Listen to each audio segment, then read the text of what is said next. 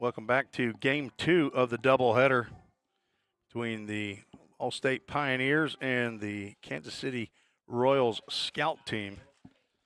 As we are scrambling here, as we do typically in Game 2 of doubleheaders, especially against teams really don't know that well, and they don't know us and how we get things going. Parker White on the mound, and he delivers his first pitch. It catches the outside corner. We are underway at 3:32 p.m. Central Time.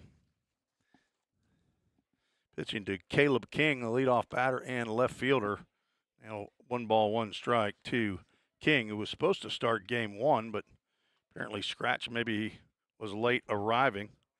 Game time temperature 73 degrees, brought to you by Accurate Mortgage. Swing and a miss.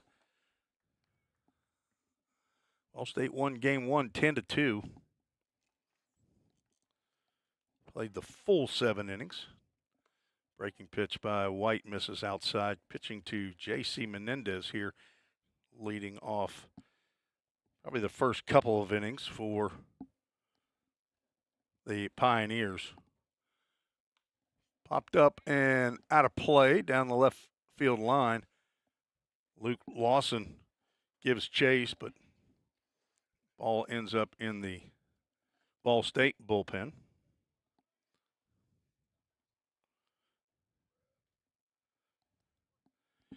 Caleb King, Jack Schumann, and Barrett Brown due up here in the top of the first, facing the redshirt sophomore Parker White, who delivers one on the outside corner, and Caleb King has a good look at it, but umpire said that's strike 3. So a backward K in the book for P-Dub. His father, Paul, also P-Dub, is probably watching and listening on the Vol State Sports Network.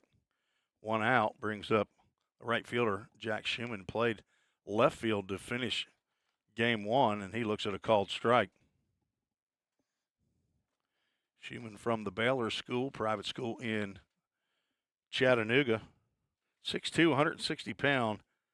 Says he's a middle infielder, junior in high school, but he's playing the outfield here in these contests. Middle infield for KC Royals just switch spots. The pitch is fouled straight back.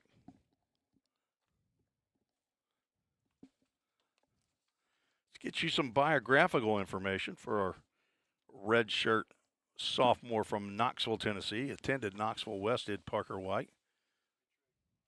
Pitch gets away from Menendez behind the plate. Count goes 2-2 strikes. 6'1", 195 pounds. He had some Chick-fil-A breakfast this morning. It might be 196 now. This is outside, and he'll have a full count ministries, full count. The general studies majors, the son of Paul White in Huntsville, Alabama. Kerry Myers in Knoxville. So he delivers a full count pitch to Jack Schumann. That's going to catch the inside corner, and another Royals player goes down looking. Schumann started headed to first base, but he's going to take an immediate right after picking up his wooden bat, possibly an old hickory bat. That'll bring up Barrett Brown, and young man that of all the guys on this team, he's the only one that I know. He's played for me in the fall 3 years. He's a junior at White House High School, and he's the only one not showing on the Royals scout team roster that I received. So good thing that I know him. And he is looking at a 2-ball, no strike count. He is being pitched to by one of his coaches this past fall, Parker White, Drew Plummer, and Cam Hodges, 3 of the coaches. Parker cannot bring one in on the former player of his. He said he couldn't wait to pitch to Barrett Brown, and he threw 4 straight out of the zone. Barrett, Parker's scared of you.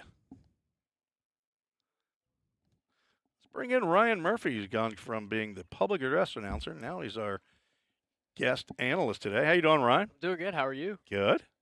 Alec Tromke back at the dials on handling camera switching. So it looks like since Brown is going to be catching, they're going to put a pinch runner out there 28, is that Wyatt Severance, I believe, from It sure is. you remember, don't you? Sure do. Had to announce him for a whole game. Yeah. He's actually batting 11th in this lineup as Kason Springer, the first baseman, steps in. Parker delivers a strike on the outside corner. It's a good bounce back right there. Going 4 straight and immediately calming himself back down and get right back in the zone there. He was just hyped up about pitching to Brown. There's a throw over to first. Severance back in time. So we have figured out the correct pronunciation of the second baseman from game 1. He's playing shortstop. Here's Riojas, Ryan Riojas.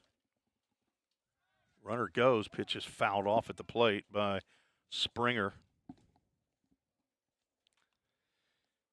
Finish up Parker White's bio information. He's got an older brother, Eli, and a younger brother, Tanner, and a younger sister, Ellie, and has a grandparent he calls Owa in Tazewell, Tennessee. Parker ended up getting a medical red shirt, throwing 14 innings a year ago, or actually in the spring. Throw over to first, not time. Try to get you the batting order for KC Royals. Caleb King, Jack Schumann, and Barrett Brown have already come to the plate. Kason Springer, KJ Anderson, and Blake Lundy, 4 through 6. 7 through 11 is Mac Morris, Ryan Riojas, Ty Copley, Ty Eads, and Wyatt Severance. Breaking pitch catches the inside corner, and that is 3 backward Ks in the book in a 1, 2, 3, 4 inning for Parker White, as he did walk Barrett Brown on 4 straight. We'll keep it here for the half inning, get to know Ryan Murphy, as we got a little late start here on the Vol State Sports Network. So, Ryan, tell the folks a little bit about yourself.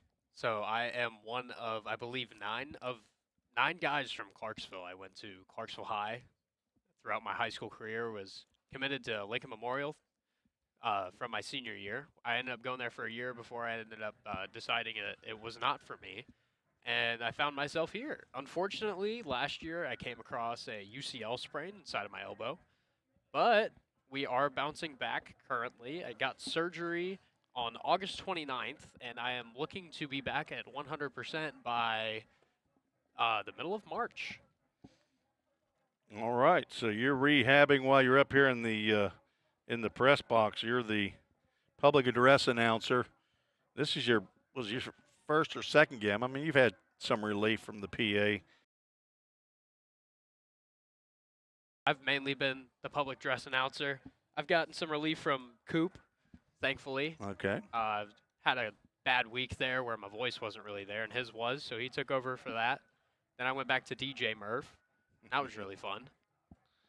You guys did split up the PA and the DJ. Sure did. For a little bit, but taking the spot of Braxton Alexander from last year, but you're hoping to not continue that on into the spring. So that is correct. Cooper Anderson, or although Tromke is backpedaling quickly on trying to be the PA man, is Alec Tromke okay to be the DJ, or because I'm going to need somebody to direct this show. We're going to have 4 cameras. I think Alec Tromke is going to be your director at the end of the day. I think Cooper Anderson's going to be over there running the PA all spring, so that'll be something to look forward to. Of course, we are all day-to-day, right? Of course, we are all day-to-day. So the Pioneers come to the plate here in the bottom of the first. Luke Lawson, Elijah Harris, and Cooper Wallace, the first 3 in head coach Jim McGuire's lineup. First pitch swinging is Luke Lawson, and he comes up empty. Cody Underwood, a right-hander, is on the mound for the Kansas City Royals scout team. It's an 18U ball club. Underwood, 6'1", 175 pounds, from Page High School. He's a senior. Uncommitted at this point in time. Fastball catches the outside corner, and Lawson is behind in the count here early. Luke has been an on-base machine. 571 clip, playing in his 13th game. It's one off the fist in front of Mac Morris, and there was no chance that he was going to get Luke Lawson, who might be the fastest player on the Vol State roster Of course, except for Ryan Murphy. Murphy is No. no. Luke Lawson's got me beat. Oh, okay. Luke Lawson runs a 6.460. I do second baseman, number not 51, run anything close to Elijah that. Harris. Mac Morris, who played shortstop in game 1, is over at second base, and Ryan Riojas is at short. That brings Elijah Harris to the plate. Elijah from Cynthiana, Kentucky, wearing the number 51 blue jersey. Has a number 1 on his red jersey. Looks at a called strike on the outside corner. Harris hitting .321 in 13 games, has 9 hits and 28 at-bats. 3 doubles. He's got a long ball and 6 RBIs. He's also walked 7 times. When Elijah Harris takes a cut, he takes a cut throw over to first in the dirt, dug out of there. The first baseman, Kason Springer.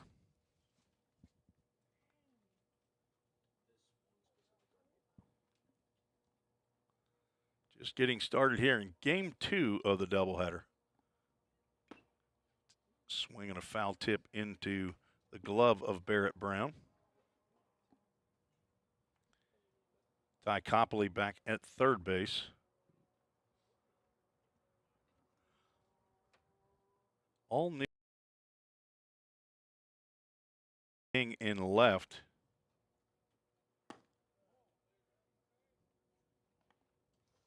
Two balls, 2 strikes.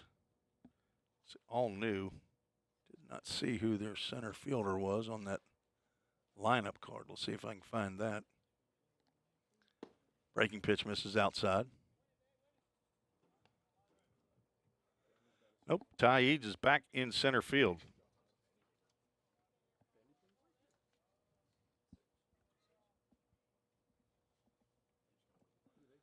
Full count, Ministries, full count. Runner goes. Pitch is fouled off to the right side. We'll do it all again. Luke Lawson, who got jammed on a pitch, hit a little fister over to the second baseman. Morris charged, knew he had to get a throw off quickly, but bobbled it. Lawson ended up reaching on the infield single. Another foul tip, straight back.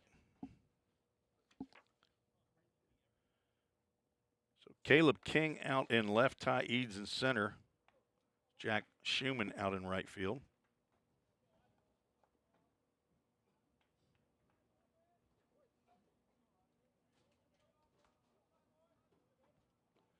Ty Copley at third, Ryan Riojas at short, Mac Morris at second, Kason Springer at first, and ball 4 to Elijah Harris with Luke Lawson running on the pitch. But he will slide in there safely with a go to second on the walk. First 2 have reached against Cody Underwood. That'll bring up Cooper Wallace, one of those 9 Clarks Vegas players. Cooper, a Clarksville Academy guy, right? Yes, sir. So 3 high schools represented out of Clarksville. Clarksville High School, Clarksville Academy, and Rossview High School. Cooper Wallace swings and misses. Reed Mashinsky in the on-deck circle.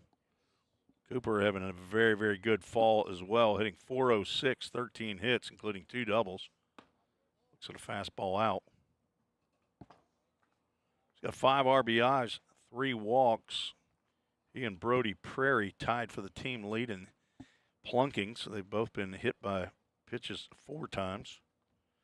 Coop has scored 8 runs. Could not hold up on that swing. Wait, he called that actually. I thought he pointed right at Cooper. He did call it. It's a strike regardless. Yeah. 1 ball, 2 strikes. There's strike 3, and fastball catches the outside corner and catches Cooper Wallace. 4 strikeouts in the game, 3 by Parker White, backward K in the book, and now another backward K on the Vol State side. That's the first out in the bottom of the first. Reed Mashinsky stands in from Bradenton, Florida. Redshirt sophomore outfielder. Maybe the second fastest on the team, be my guess. Got the best arm on the team for sure. playing center field in today's game. Looks at a called strike. Has 11 hits and 32 official plate appearances, hitting .344. Runner from second goes. Check swing is apparently a ball down, and Luke Lawson picks up a stolen base. Ball got away from Barrett Brown, the catcher, but Elijah Harris does not move up from first. Two quick runners on the bases. Runners now at the corners, brought to you by Line to Line. 1 ball, 1 strike. Shinsky got tied up on that fastball inside, and he's down in the count, 1 ball and 2 strikes. On deck, A.J. Armstrong.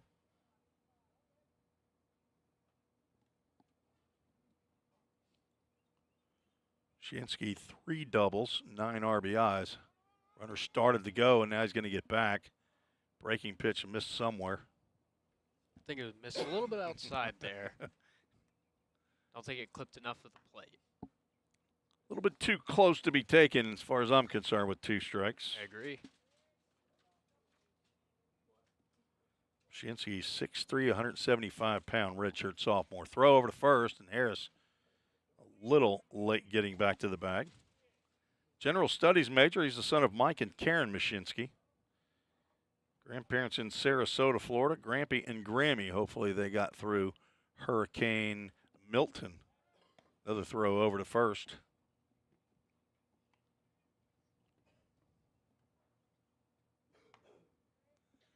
Harris is back in time. Thanks for joining us on the Ball State Sports Network on YouTube. Shinsky fouls that one off and out of play. Barrett Brown behind the plate, one of, I think, about 3 catchers that will get back there today. They've got a bunch of catchers on this roster. Barrett, a junior at White House High School, can actually also play the middle infield. Runner from first goes, pitches high, and Elijah Harris picks up a stolen base. Brown elects not to throw the ball down, and runners now at second and third. And a full count Ministries full count to Reed Mashinsky.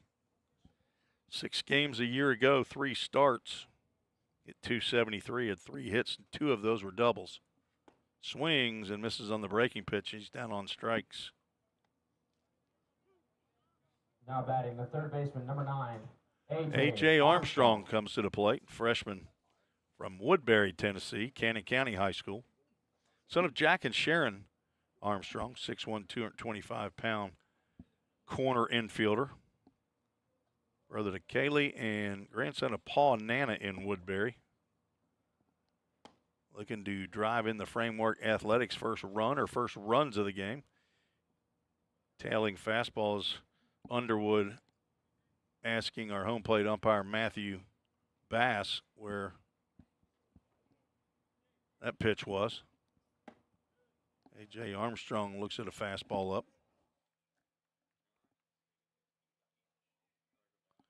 Tucker Lorenz is in the on-deck circle. Armstrong getting on at a .436 clip, but he's only hitting .154. He leads the team in walks with 12. There's one right down the can.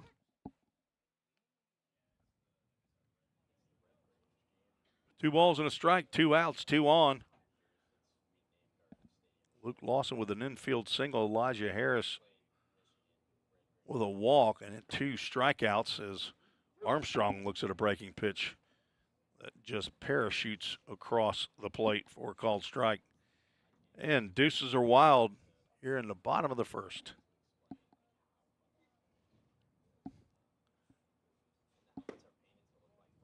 And the infield and the pitcher started walking off the field, but home plate umpire says not so fast. We'll have a full count Ministries. Full count.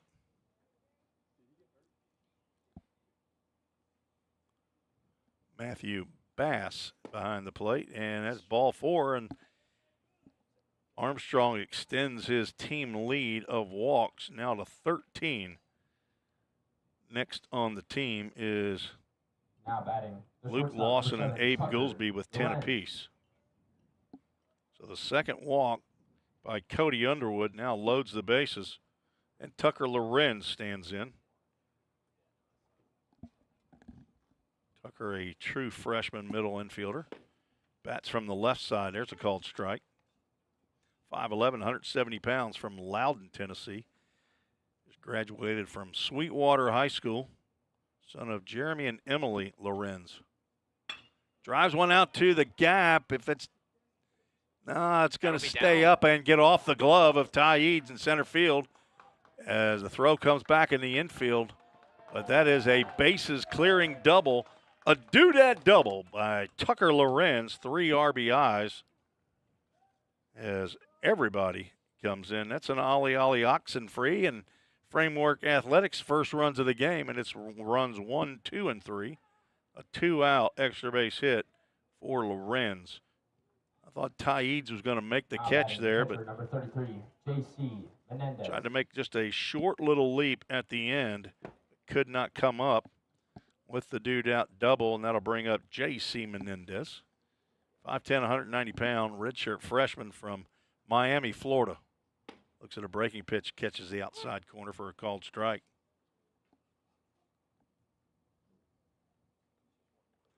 Two hits in the inning. Cody Underwood trying to get out of the inning. He thought he had Armstrong struck out, but ended up losing Armstrong to a walk. And then Tucker Lorenz on the second pitch that he saw drove in 3. A well-struck baseball out to right center field.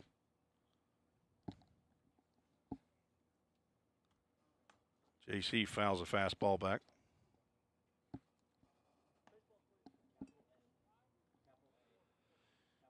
JC, the son of Ozzie and Ileana Menendez. Sure they're watching and listening on the All-State YouTube channel. A lot of Papa in Miami, Grandma Sarah and Ray in Miami as well as he fouls another pitch off to the right. On deck is Cole Ulrich as Matthew Bass, home plate umpire, gets some new baseballs. Out on the base pass, Bobby James, umpire, handling the bases. 1-2 pitch coming to J.C. Menendez. Fastball is going to catch that inside corner, and J.C. as the catcher can't complain too much as he will be right in front of Matthew Bass here shortly. 6 all outs in this game in the first inning made by the strikeout. 5 of those 6 are looking. That will end the first. 3 runs come across on the 3-run double by Tucker Lorenz. 3 runs, 2 hits, no errors, and 1 runner left on base. We'll take a break and be back for the top of the second after this short break.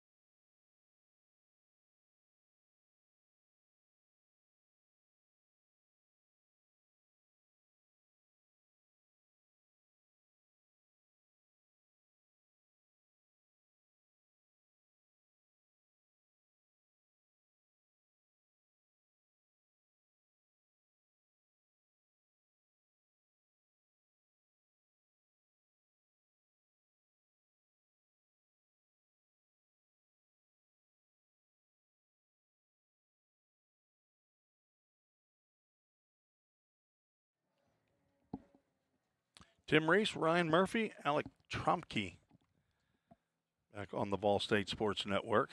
Ryan Murphy rehabbing an injury. Alec Trumke going to have surgery next week. He'll be out for the year. Another Floridian. Parker White from East Tennessee, Knoxville to be more specific, back out there for his second inning work, facing left-handed hitting KJ Anderson, one of the multiple catchers here in game 1 and game 2. Got behind the plate in game 1. Not sure which inning he did, but facing a lefty on lefty, and he's down in the count 0-2. Anderson was 0 for 2 in game 1 with a walk. White pitching in his 8th game of the fall. 10 innings of work, 11 hits, 8 runs, 6 earned. Not a bad 0-2 pitch right there. Try to get a little chase going. Parker's walked 1 batter, struck out 8. 5.40 ERA. Looking to lower that today against the KC Royals scout team. Pitch is grounded into the hole and through into right field by Anderson. He has his first hit of the afternoon.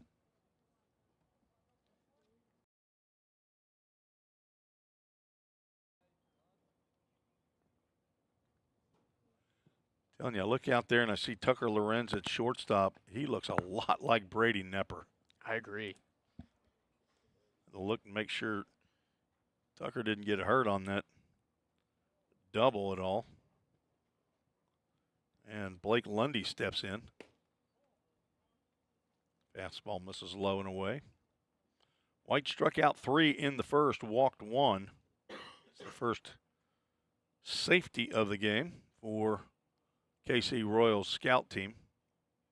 They're swinging wood bats here, as they are a true scout team for the Kansas City Royals, as they're looking to evaluate these high school players on their draft eligibility.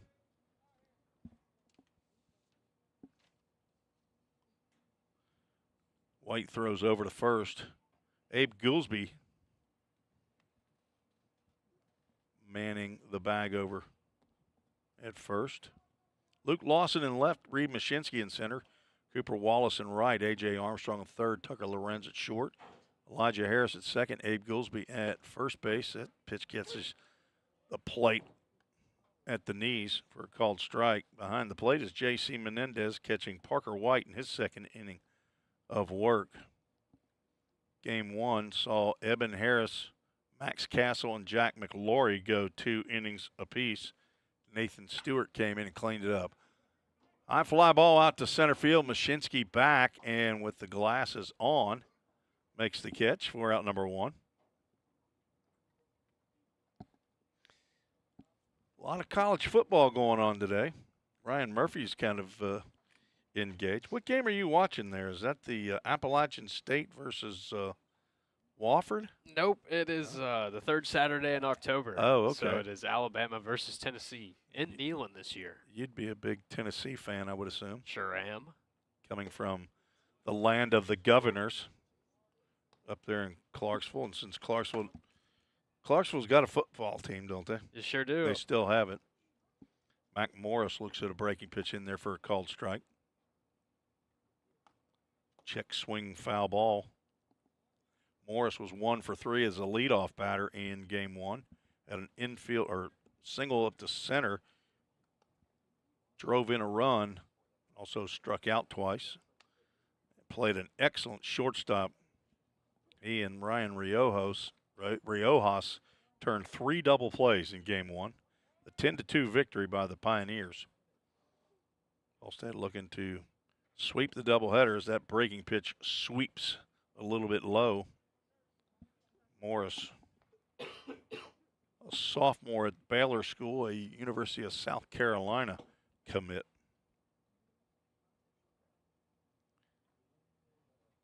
One-two pitch, long look over at first. This is outside. There was a player that for Liberty Creek last year who was committed as a senior and should be down at the University of South Carolina now. He ended up having, I believe, Tommy John surgery.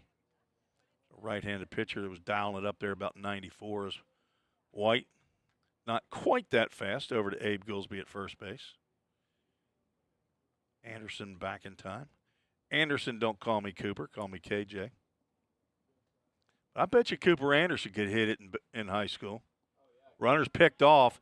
Goolsby will deliver And a he throws it throw away. into left field. Parker White guessed right, throwing to first. Anderson on the move. Picks up the stolen base.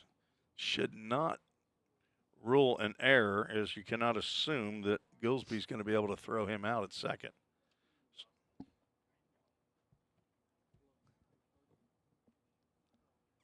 Mac Morris with a 2-ball, 2-strike count, as they do flash an error up there, but I don't believe in the scorekeeping world that is a correct decision. I think it is. You do. Why? You don't think he would have going to beat the throw? I think Abe Goolsby threw it in the left field. Right, he did. But I mean, do you think that Anderson was going to beat the throw to second base? No, he was going to be out. See, I don't think you can assume that. Don't think you can assume that. It's going to be a close play. I think Right. I got faith in my guys. I believe it was going to be an out if the throw was spot on. I think an experienced scorekeeper is probably going to say, give him the benefit of the doubt, give him the steal, and no error. Now, if he moves over to third base on that throw, it's an error. But they didn't put an error up on that on the scoreboard. They flashed an error. Well, they did do it. I'm sorry. It does show there. I'm looking at the wrong 0. Full count Ministries, full count to Mac Morris. Slow breaking pitches, misses down, and runner's going to be on first and second. Second walk of the game for Parker White, and he's now in a little bit of a jam here in the second with 2 on and 1 out, bringing Ryan Riojas to the plate. Riojas was the second batter in the lineup. He also went 1 for 3 in game 1. Switch hitter moving around to bat from the right side. Using the same pink bat, though, so No way. J.C. Menendez will go out and have a chat with Parker White. Pitching coach Trevor Muzzi is not here today. He has a very important matter to attend to. He's getting married today, we believe. I believe today is the day. He has one of those destination weddings. He's getting married down in Gulf Shores, Alabama. So congratulations to Trevor and his new wife or new wife-to-be. He's a young man. Was at practice Wednesday. I told him there was still chance to get out of it if he needed to. I think he went through with it, fouled back to the screen.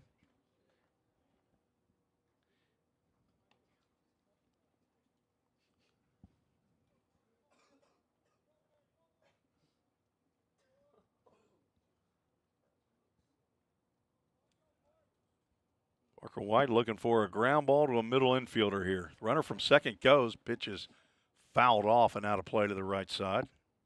KJ Anderson is a catcher who apparently is also a good runner. Stolen base in my score sheet, and he tried to advance down to third. Mac Morris down at first base leads off, not being held on. Abe Goolsby playing behind the runner. Count goes 1-2. Breaking pitch down in and out of the glove of J.C. Menendez.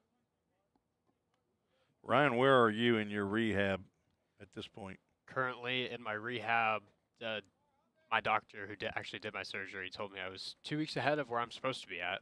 So currently I am implementing med ball work to try and work the brace a little bit more, as there will be a fly ball to right field. It will be caught by Cooper Anderson. The throw will be spot on to third.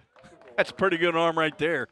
Somebody said Reed Mashinsky has the best arm on the team. I'm telling you, Cooper Wallace just threw a dart to A.J. Armstrong. At first, it didn't look like Wallace knew where that ball was. But he ends up coming in to make the catch, and there's the second out of the second. That'll bring up Ty Copley, the third baseman. Copley 0 for 2 in game 1 with a strikeout looking and a ground out to second. There's no chance he's not swinging an Old Hickory bat, as his dad is employed by Chad Lamberth over at Old Hickory.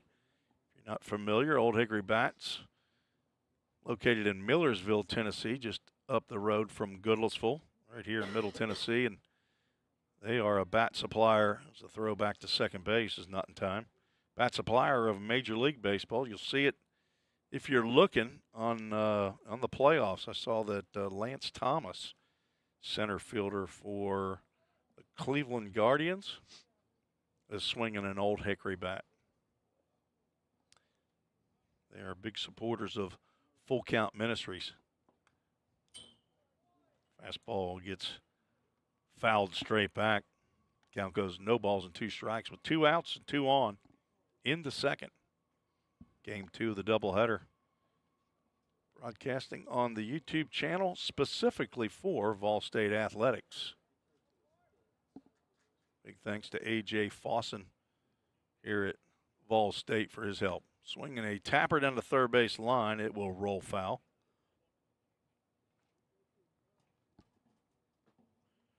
Nick Hamilton is the third base coach for the Kansas City Royals scout team. Mike Ranson down at first base. Both of them are area scouts for the Kansas City Royals. Sean Gibbs is the regional scout. Not sure where he's located, but he is out of town. 0-2 pitch, runner from second goes. Another tapper foul on the breaking pitch as Copley stays alive. Maybe Sean Gibbs is listening in on the broadcast, you think? He could send an email to tresports@gmail.com and let us know.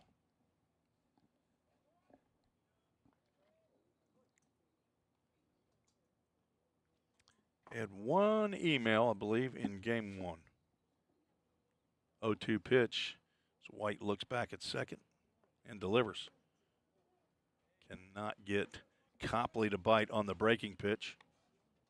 Count moves 1 ball, 2 strikes. Pioneers will play an inter-squad game on Monday that will not be broadcasted.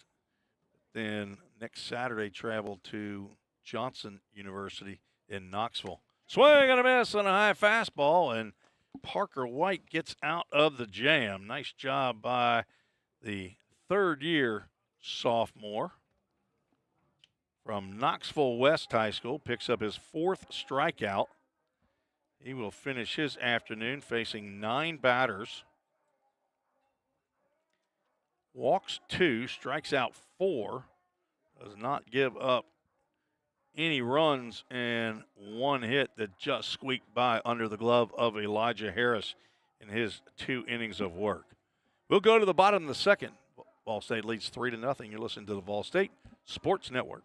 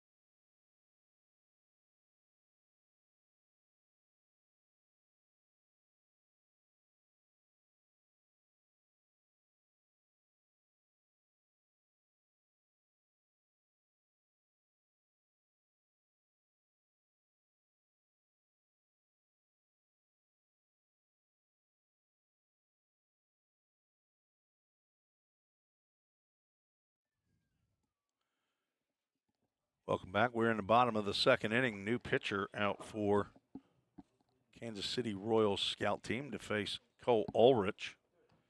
8, 9, and 10. I believe this is going to be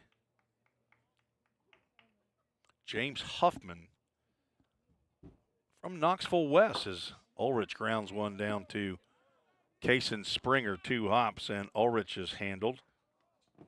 We're out number 1. Cole, a local product from Hendersonville High School. He's a redshirt freshman. And another local product, Abe Goolsby from Gallatin High School, stands in.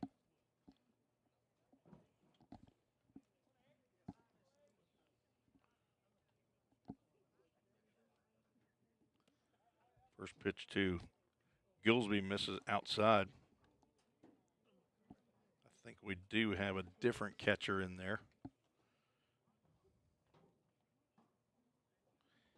Ileana Menendez sent in a chat on YouTube as the ground ball goes out to Riojas at shortstop, and a quick 2 outs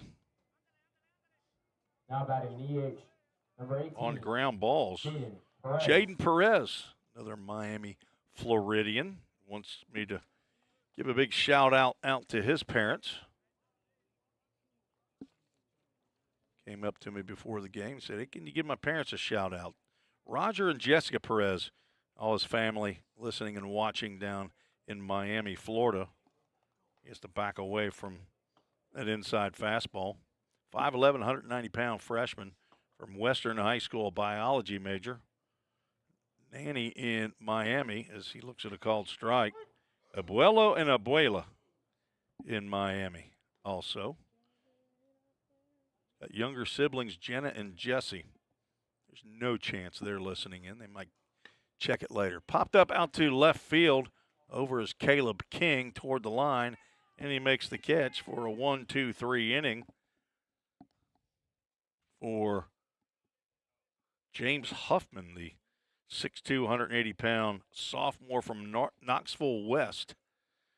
We're through 2. Vol State leads 3-0. You're listening to the Vol State Sports Network.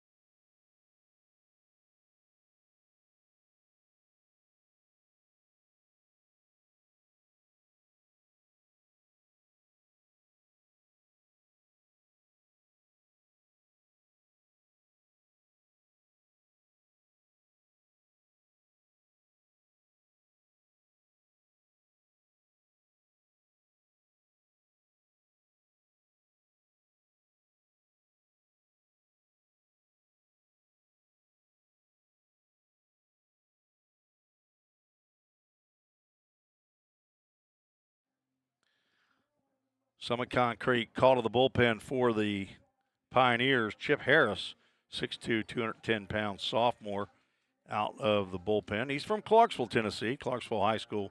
General Studies major, the son of Smith and Melinda Harris, brother to Smith, Sawyer, and Anna. Hello to G-Mama in Clarksville. Also Pop and Nana in Clarksville as well. Harris on in relief of Parker White, who goes 2 innings, gives up 1 hit, no runs, 2 walks, 4 strikeouts, faces 9 batters in his 2 innings of work. Harris will come on and face batters 10 and 11 in the Royals lineup. That is Ty Eads, Wyatt Severance, and then back to the top, Caleb King. Chip Harris's 9th appearance of the year. He has had a tough time this fall, trying to get things righted. 10 2/3 innings that he gets the first pitch in there for a called strike. 14 hits, 15 runs, and all of them have been earned. Walked 12, struck out 12, hit 2 batters, and looking to improve on the ERA that he has. He is quickly ahead of the center fielder, Ty Eads, 0-2. And there is a good morning, good afternoon, and good night. And the 5th strikeout of a Royals batter here in game number 2. Another backward K in the book. Wyatt Severance stands in. Another one of the catchers and DHs. Batting 11th in the order. It's not a Chip Harris outing without a fastball that knocks his hat off. Severance 0 for 2 in game 1. Struck out and walked. Chopper to short. Lorenz gloves and throws on to first base, but Severance beats it out. Several fleet-footed catchers. Infield single. Tucker did all he could do, but the old Baltimore chop. That is hit number 2 for the scout team. Back to the top of the lineup, left-handed hitting Caleb King stands in. He struck out looking. Runner starts to go, swing and a miss, and Severance goes back to the first base. Severance committed to East Tennessee State University. The Buccaneers, I believe they're located in Commerce, Tennessee. Throw over to first. Severance back in time. Caleb King, 6 foot, 185-pound outfielder from Independence High School. Head coach Mike McLaury. Fastball is outside. Harris can dial it up there at the upper 80s and touching 90 at times. Gonna have to locate that fastball. Have a good, sharp breaking pitch. Fastball is foul tipped out of the glove of Menendez, and Harris gets ahead. Caleb King is a senior at Independence. All right, who knows the nickname for the Independence squad? The Independence Eagles. Is that right? Is that Golden Eagles? Not. All right, who says this, the Eagles? Okay, what are you doing, Trig? Sitting in the back. Strike 3 called, and Caleb King, the don't call me a Golden Eagle. Eagle goes down looking for the second time. 2 backward Ks in this inning for Chip Harris. Some people might call him Carter. Nobody around here does, but some people might. Maybe his mom. Actually, his step off, and they got the runner in a pickle, and he's going to get back. Elijah Harris did not deliver the throw back to Abe Goolsby quick enough, and Severance scampers back to first base. He tried to time up Chip Harris, who's coming set quickly now. Severance barely got off, and there is strike called to Jack Schumann, who struck out looking in the first as well. Parker White struck out 3 batters. All 3 were backward Ks, swing and a miss there, as Harris has gotten ahead. Alex Qualls, you gone? 0-2 pitch from Harris, and he's not messing around. He's just rearing back, firing that number 1 in there. Qualsy, good to see you again, buddy. All right. We will see you down the road. 0-2, breaking pitch misses low and away. Alex Qualls was 2 years ago public address announcer and DJ. DJ Qualls. Runner is going. Pitch is down low and dropped by JC, and a stolen base for Severance. He was leaning that entire pitch sequence there. So now a runner at second. Severance had a stolen base in game 1. He's now 2 for 2 on the day. Another pitch misses down. We'll have a full count. Ministries full count. Of course, Chip Harris, one of the 10 players, one of 9 pitchers that are involved in the Ball State full count discipleship group. Sponsored by Full Count. Fastball catches the outside corner, says Matthew Bass, our home plate umpire. A lot of backward Ks in the book. That is a wide strike zone, apparently. So no runs, 1 hit, no errors, 1 runner left on base. We are through 2.5 Ball State leads 3-0. We'll be right back on the Ball State Sports Network.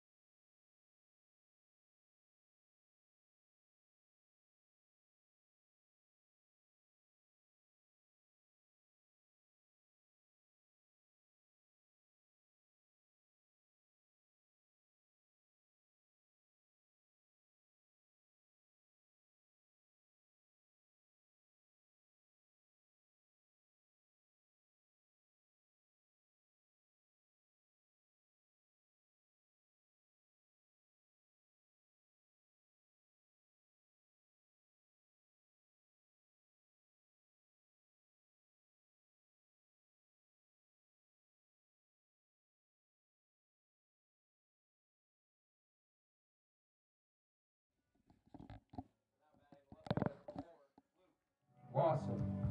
Top of the lineup as the Pioneers come to the plate here in the bottom of the third. Ball State won game one of the doubleheader, 10-2. Luke Lawson singled in his first at bat of the ball game, infield single. Got jammed. Hit a little soft line drive out to second base.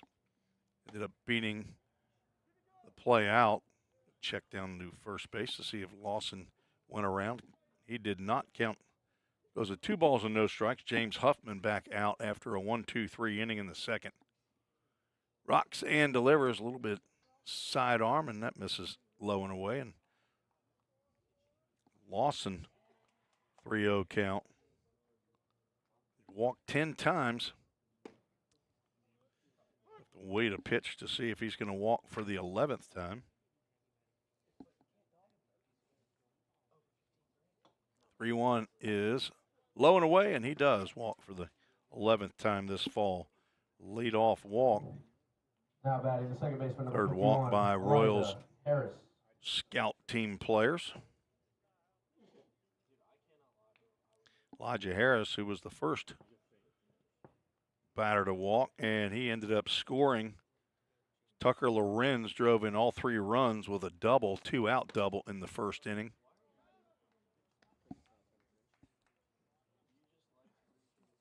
Harris, a true freshman, middle infielder. 5'8", 180-pound middle infielder, throw over to first. Lawson back in time. He's already got 1 stolen base. He stole third in the first inning. Harris from Cynthiana, Kentucky, son of Vincent and Rebecca Harris. Has 4 siblings. Swings at a high pitch, pops one up. It might be playable. Back is the catcher, and he's going to make the underhanded catch. Tagging is Luke Lawson. He's going to be doubled up. There's a nice throw by our catcher. Let's see who that is, though. They are running in catchers like crazy. I wonder if that's Lundy. Is it number 33? No, it is not. And we're going to have a new pitcher come in as Harris pops into a double play. Nice play. I want to give this guy his due. Might be not 21. Might be 31. Could be Will Weber. 6'3", 210-pound sophomore from Knights Academy. As we have a pitching change in the middle of the inning. James Huffman ends up facing 5 batters, walks 1. Goes 1 2/3. Does not allow a hit or a run.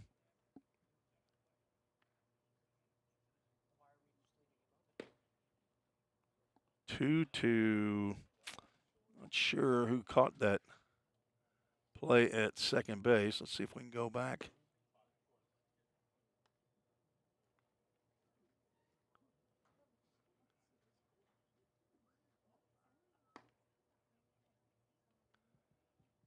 It may have been Mac Morris, the second baseman.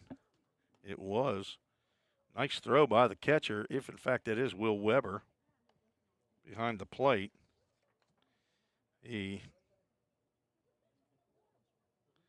I don't see him in the batting lineup. They have listed as the catchers as Barrett Brown, KJ Anderson, Blake Lundy, and Wyatt Severance. That looks like a 3 and a 1 on the back of that gray jersey. So with 2 outs number 11, Cooper Wallace. and nobody on base, Cooper Wallace will stand in. He struck out looking, swings at the first pitch, fouls it off.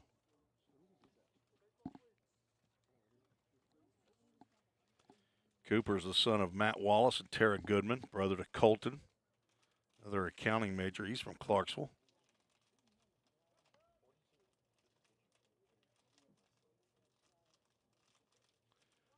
Redshirt freshman has had a very, very good fall at the plate and in the field.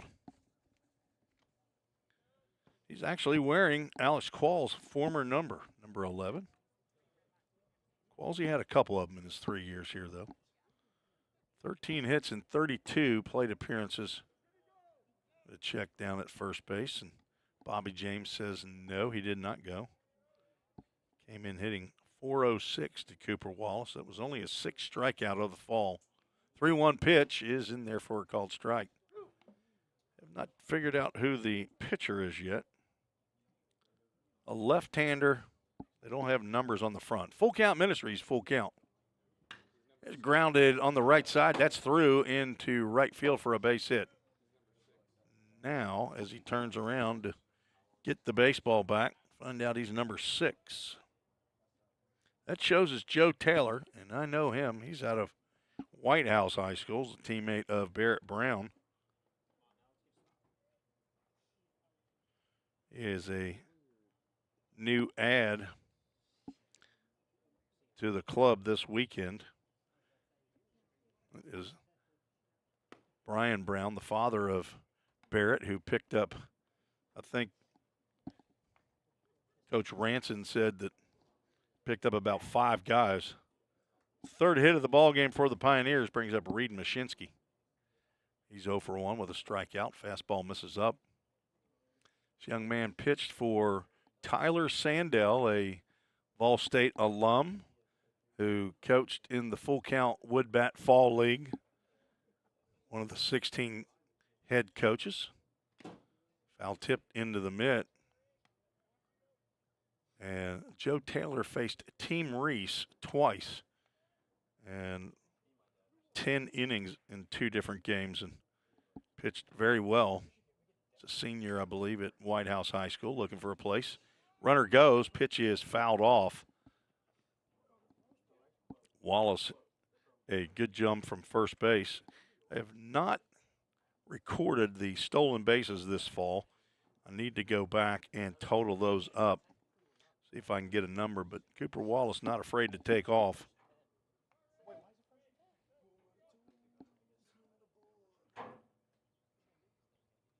Shinsky with a 2-ball, 2-strike count, 2 outs. See if Wallace takes off here. A long pause by Joe Taylor. Wallace does not go, and Shinsky stays alive. Joe Taylor's a 6'1", 165-pound. Shows he's a junior. I thought they told me that he was a senior. A left-handed pitcher. Throw down is going to catch Wallace trying to steal a bag. That is 3 up, 3 down. Ultimately, Mashinsky will lead off the 4th for the Pioneers. No runs, 1 hit, no errors, nobody left on base. We are through 3, 3-0. Ball State leads.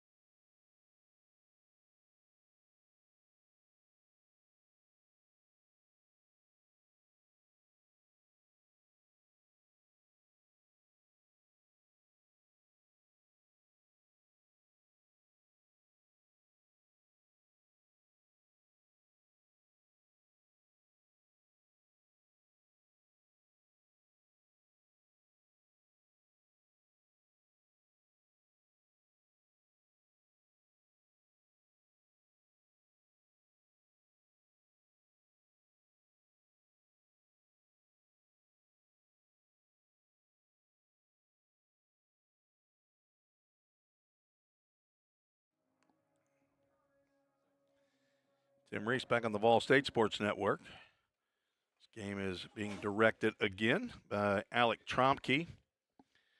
Ryan Murphy has decided against the analyst job. He's back to being the DJ. I think he wants to watch that Tennessee football game, and it's hard to do when he's trying to also analyze baseball. Barrett Brown, Kason Springer, KJ Anderson.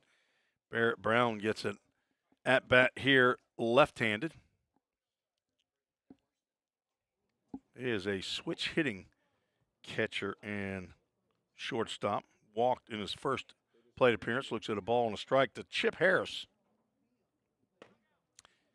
Catches the outside corner, and Brown now down in the count. 1 ball, 2 strikes.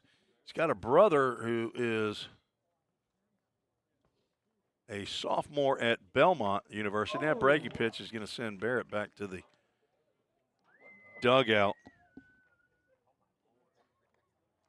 That is 4 straight backward Ks in the score sheet for the KC Royals scout team. It is strikeout number 4 for Chip Harris, who's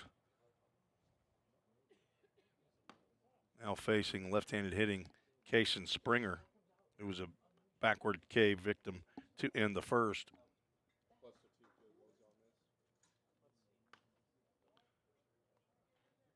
Swinging a foul ball and a lid fall off for Chip Harris.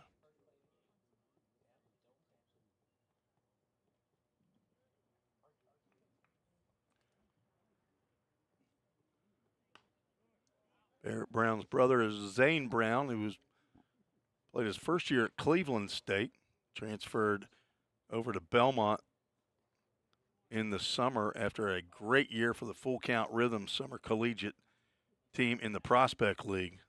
1 ball, 2 strike count to Springer. Slow roller to the right side. Over is Goolsby. Underhand flips to Chip Harris. And Springer is retired 3-1 for out number 2. Zane Brown is a right-hander, the son of Brian and Ashley Brown. Brian is here, has helped out the broadcast already. Zane and Barrett have a younger sister, Maura.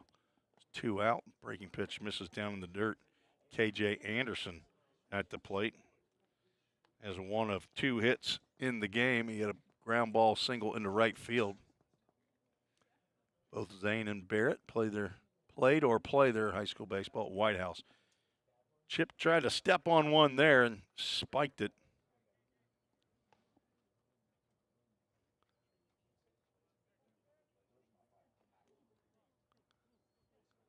Zane pitched for Cleveland State a year ago at 11 appearances, and 6 were starts. Sliced into left field, and Luke Lawson cannot glove it. Tried to dive, slide on his knees, gets up, kind of holding his left hip a little bit, maybe left rib area. That ball gets down, and KJ Anderson's going to have another hit. They got an error up on the board. I'm sorry, I can't give an error. There we go. Now it shows a hit. I can't give an error to a guy who's got to dive to try to make the play. So a double for KJ Anderson.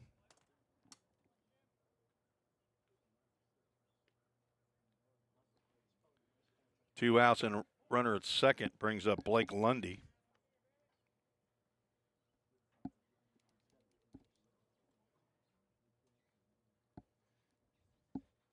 He flew out to center field in the second inning. Harris misses down low with that fastball. Off the left-handed bat, that ball was turning toward the foul line. Luke Lawson playing Anderson over toward left center field at a long run.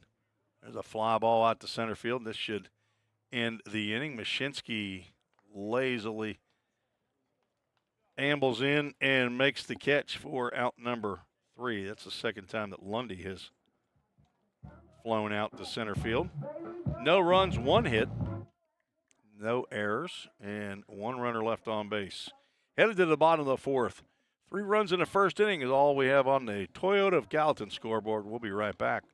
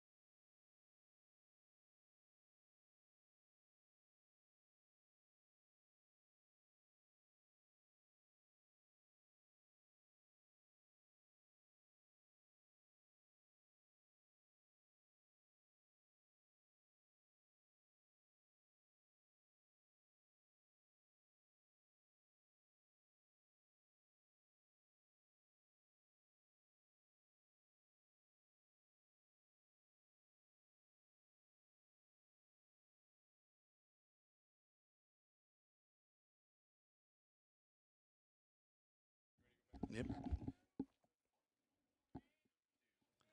Reed Mashinsky, who was at the plate when Cooper Wallace was thrown out to end the third, stands in and looks at ball 1 from Joe Taylor.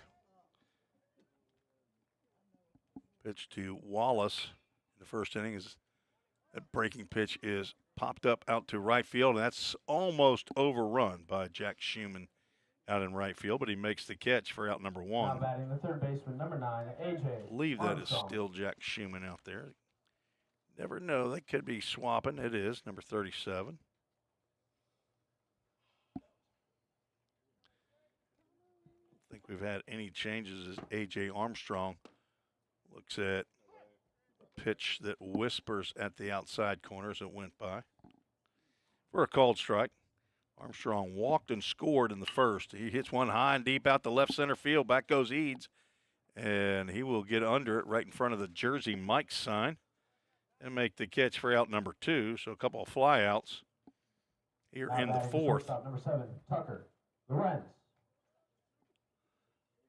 Tucker Lorenz responsible for all 3 runs driven in. Stands in. He had a double with 2 outs in the first with the bases loaded. Drove in Lawson, Harris, and Armstrong. Swings at the first pitch, fouls it back to the screen.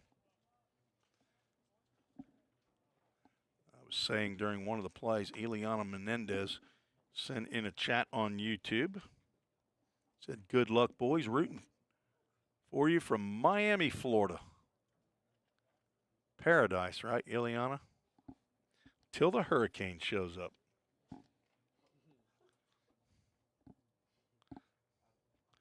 No perfect place here. There's no Garden of Eden. I've never been to San Diego, but I understand if there is one, it's probably San Diego. Until you need to start buying something, and then it's you better go get a loan. 2 balls, 2 strikes to Lorenz, facing the left-hander Joe Taylor. Another line drive out to center field. That's going to get caught by Ty Eads in a 1-2-3 inning for Joe Taylor. White House. Wildcats, aren't they? No, Blue Devils. There we go. The White House Blue Devils. They'll take care of the 4th inning. We are through 4, scheduled for 7. You're listening to the Vol State Sports Network.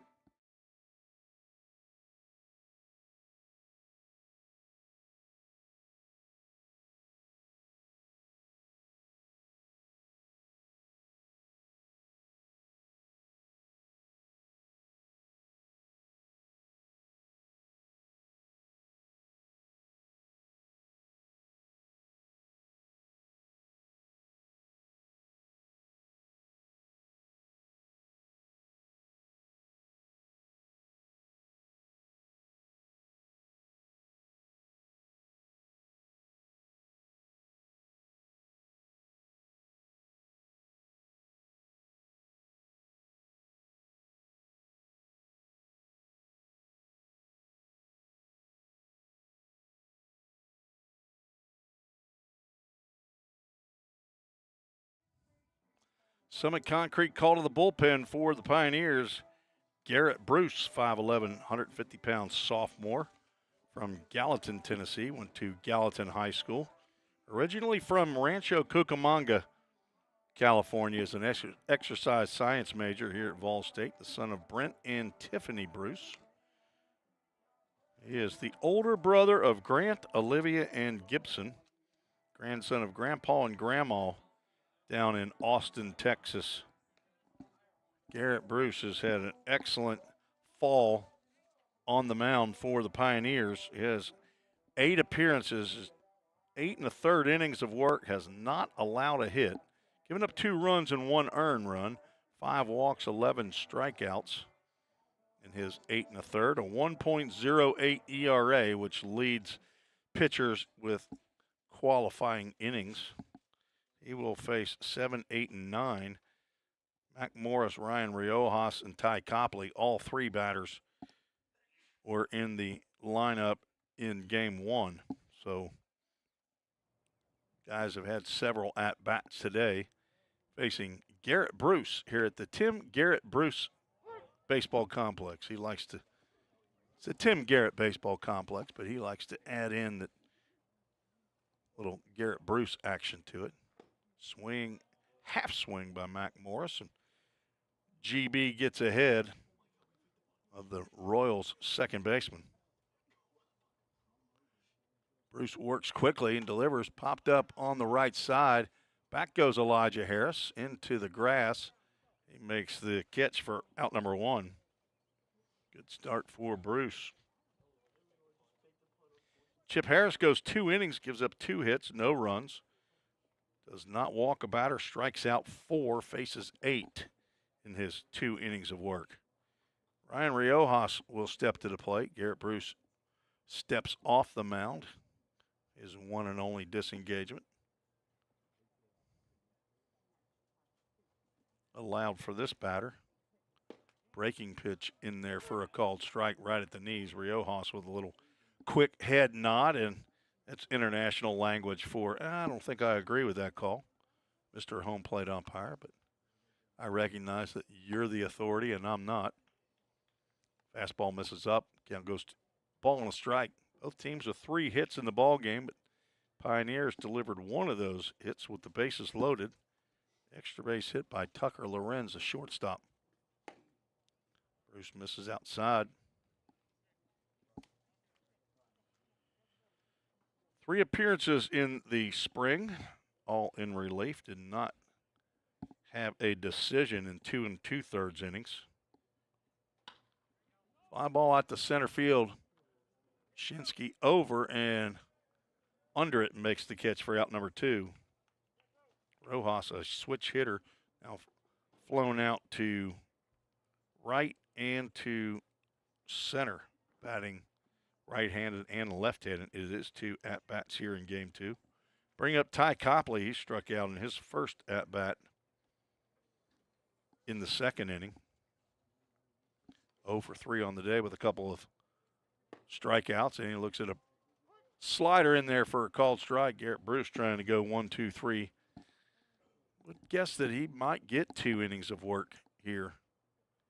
He has now gone 9 complete innings, and he has pitched a no-hitter. Not allowed a hit in his, got 27 outs. It's pretty good in 9 appearances. He is ahead in the count to Copley, 0-2, and ground ball to third. Tough hop there by Armstrong, but he comes up and makes it and throws over to his buddy Abe Goolsby. For a 1, 2, 3 inning for Garrett Bruce, the highly energetic right-hander from right here down the road at Gallatin High School. He's a green wave. We'll see if he comes out for his second inning of work. But first, we'll go to the bottom of the 5th. Vol State looking to get some more runs on the board. You're listening to the Vol State Sports Network.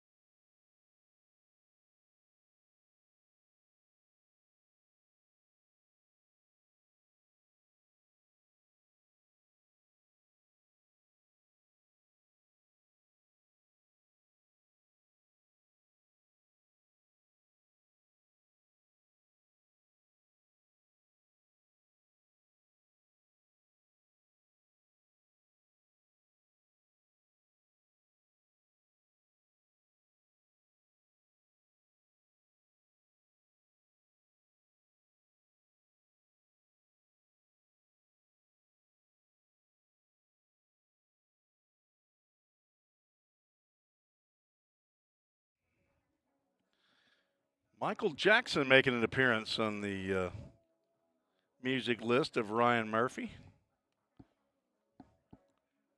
I mean, who doesn't love a little Michael Jackson? There you go, give you a little bit of it. As Now batting the catcher, number DJ, 33, Ryan JC Murphy, fades out. Menendez. New pitcher on for KC Royal Scout team. Left-hander Porter McNeese, 5'9", 165-pound senior. Right down the road in Hendersonville at Beach High School, the Beach Buccaneers, the home of Wilson, Cassidy, and Delaney Reese. My three kids. Another left-hander after Joe Taylor goes an inning a third, gives up one hit, faces only 4 batters. First pitch to J.C. Menendez, misses high and away. Struck out looking to end the first, swings and pops one up into shallow center field. Handled by Mac Morris for out number 1. Menendez now 0 for 2. All-State with only 3 hits. Infield single by Luke Lawson. And then the bases clearing double by Tucker Lorenz in the first inning. A single by Cooper Wallace, but he was later caught stealing. As Beach Buccaneer and the Hendersonville Commando rivals in high school go at it right here. McNeese versus Ulrich. Here's a ground ball. That's going to get up the middle. Ulrich picks up a base knock. 1 out single for Cole Ulrich. Now batting the first baseman, 1 for number 2 41, Abe. in the ball game. That is Cole's 5th hit of the fall. He is now 5 for 29. He's walked 6 times and been hit by a pitch 3 times, so he gets on base. 4th hit of the ball game for the Pioneers as Abe Goolsby stands in. So now Beach Buccaneer versus Gallatin Green Wave, a couple of Sumner County high schools. We have several here being represented. McNeese misses outside to Goolsby, who grounded out to short in his first plate appearance.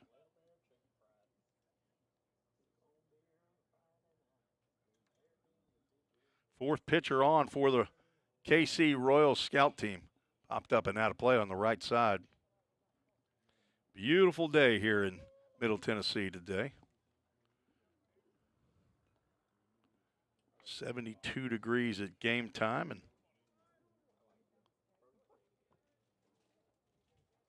actually I think it might have been 73. It was, and now 72. Neese looking over to first and delivers.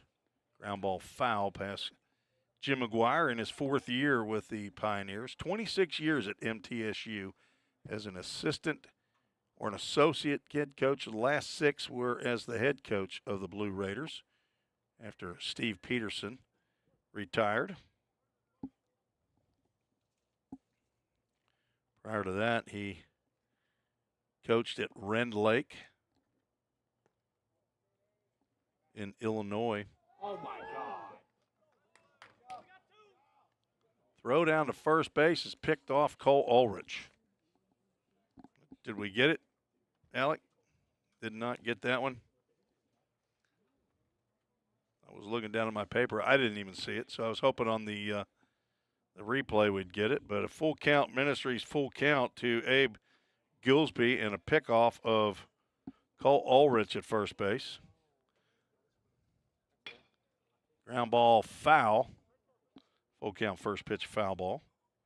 Stay tuned. Near the end of the game, we'll have the Full Count Ministries verse of the game. Actually using some Full Count Ministries or Full Count Rhythm, Summer Collegiate Baseball team, some of their broadcast equipment. The equipment on both dugouts is from Full Count Rhythm. Abe Goolsby draws a walk. Now batting in EH number 18, Jaden Perez. Jaden Perez will stand in. He flew out to left field in his only plate appearance. Batting here with 2 outs and a runner at first. 3-0, Vol State leads. 3 runs in the first inning and 0s on the board for both the Royals and the Pioneers.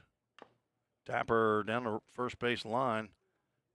Not sure if Perez thought it bounced off of his foot or not, but he turned his back on that baseball, and it's a good thing it bounced foul. Everybody else was playing it as though it was going to be a fair ball, but Jaden acted like he fouled it off his foot. If that's the case, then it's a dead ball.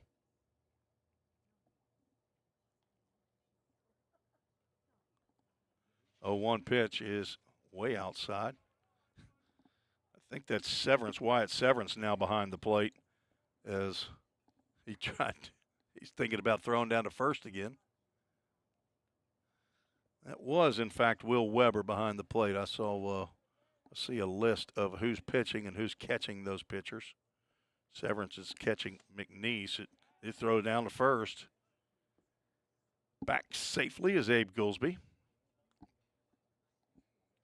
Cody Underwood went 1 inning. Barrett Brown caught him. James Huffman was caught by Blake Lundy in his 1 2/3. Ended up catching 1/3 of an inning of Joe Taylor as well. Then Weber got in there, catch Joe Taylor. You know, honestly, he may have actually been in there in the 3rd inning as well. Hard to keep up with players when they don't have all of the jerseys matching and numbers correct. 2 balls, 2 strikes at Jaden Perez. He'll have to wait on that pitch as the throw goes over to first. Goolsby back in time.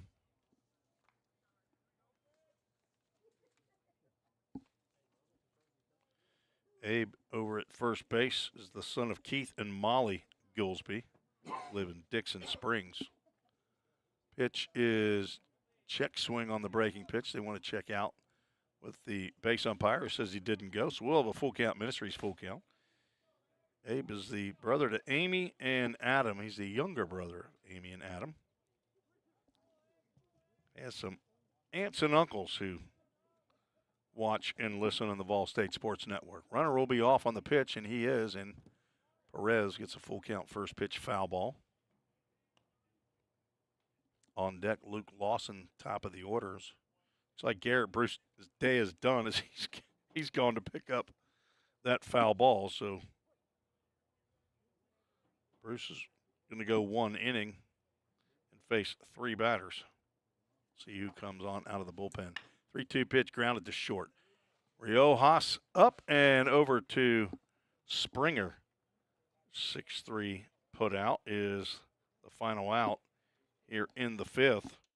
No runs, 1 hit, no errors, and 1 runner is left on base. But it wasn't the hit that's left on base, it was a walk.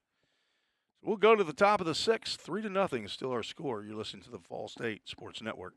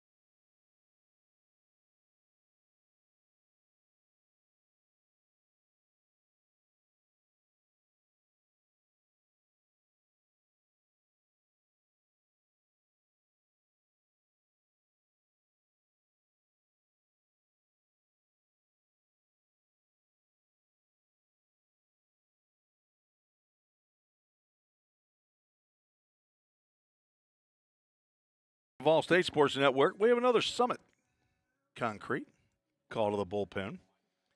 Freshman Drew Moorhead come out of the bullpen, 5'11", 195 pound from Rossview High School in Clarksville, Tennessee, the son of Jeff and Leishan Moorhead.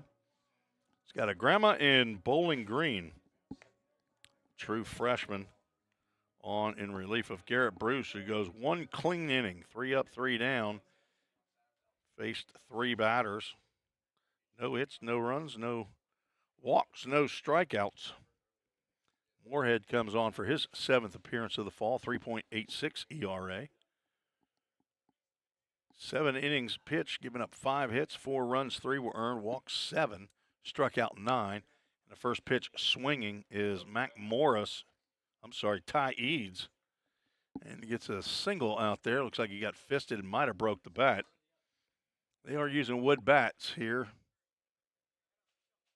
That twig may have just died a hero. Ty Eads picks up his first base hit of the afternoon. He's 1 for 5 now in the doubleheader. Brings Wyatt Severance to the plate. He had an infield single on a high chopper in the third. Looks at a called strike. Now 4 hits each for the Royals and the Pioneers. Throw over to first. Not in time. Lady Pioneers playing across the campus today, taking on the Trevecca Lady Trojans. I believe they're playing a doubleheader over there. Game's pretty confident is not being broadcasted. How did the first game go? You got nothing? 1 ball, 1 strike as Moorhead looks over at Eads at first and delivers a breaking pitch, called strike as Severance started to turn away from that breaking pitch. He was expecting to get hit in the back, and instead it whispers at the inside corner for a called strike. And Moorhead is ahead in the count. Let's see if he comes with a fastball. Runner goes, swing and a miss. Batter is out. I don't know, there's no reason to throw to first. And a stolen base for Eads. But Severance goes down swinging. First strikeout for Moorhead. And the first out of the inning. We'll bring up a pinch hitter. This is Jack Lauer, who played in game 1. He went 1 for 2. He's hitting for Caleb King, who finishes 0 for 2. We say he finishes. He could re-enter, but Jack Lauer is pinch hitting here at the top of the lineup.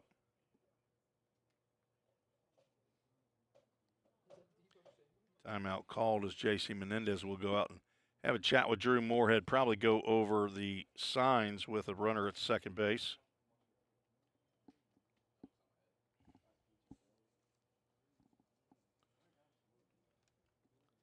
Lauer is a sophomore from Ravenwood High School. They have 3 players, I believe, here from Ravenwood High School.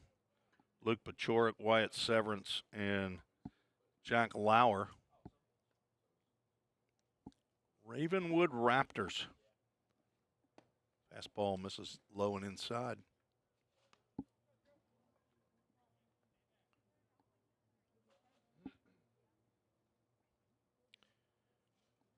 Not sure yet if I'll be broadcasting the games over at Johnson City. There's a ground ball. That gets under the glove of Tucker Lorenz out into left field to throw to the plate. There's nobody to cut that one off. We need a third baseman to get over there. A.J. Armstrong hovering around that third base bag.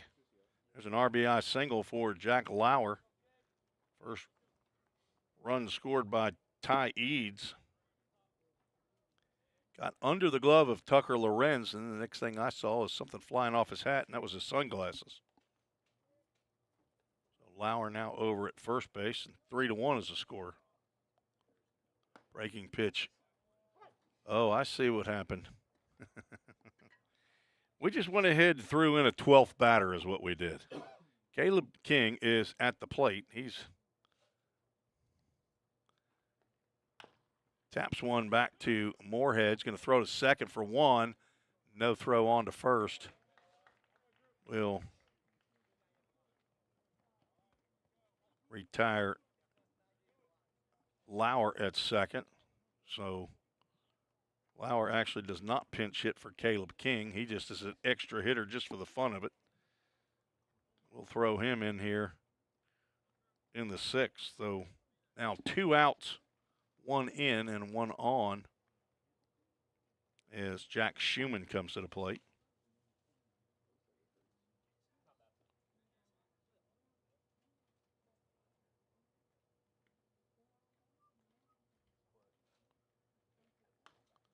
Foul ball out of play.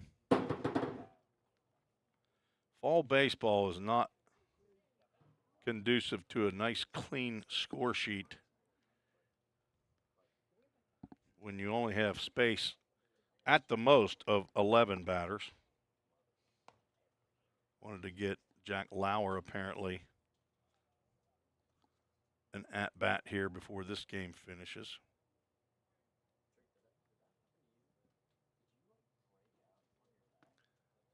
Moorhead misses down low. Count goes 3 balls and a strike.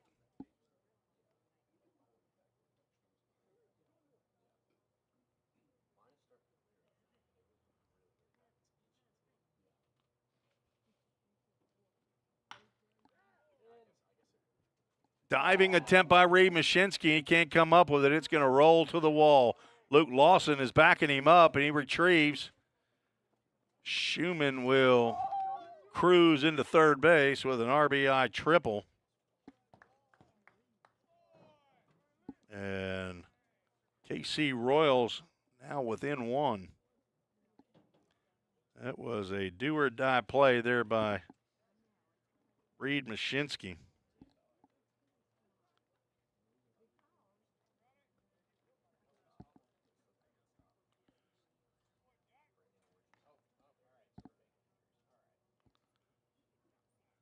Now 6 hits for the Royals. Breaking pitch to Barrett Brown, who has a chance to tie this game up with the tying run on at third base. He is 0 for 1 with a walk, struck out looking to begin the 4th, swings and misses. Barrett, one of the best hitters in players actually overall in the full count fall league, a high school wood bat fall league that's been going on about 13 years here in Sumner County. Played in it 3 years for Team Reese, switch hitting catcher and shortstop. Had him on the mound a little bit, throws the ball hard. Good eye there as he now has a 3-ball, 1-strike count from Drew Moorhead. Giving up 3 hits in the inning, 2 runs. Top of the 6th, scheduled for 7. Tapper down the third base line. It's going to be a tough play for Moorhead, and he's not going to be able to make it. In and out of the glove. It's going to be a swinging bunt. Infield single and an RBI for Barrett Brown. This game is tied as Schumann comes in to score on the little dribbler, and that will end the afternoon, looks like, for Drew Moorhead as Coach Jim McGuire out of the dugout. That usually means he's going to get the baseball. We'll have a new pitcher. Summit Concrete called the bullpen. We'll return on the Ball State Sports Network.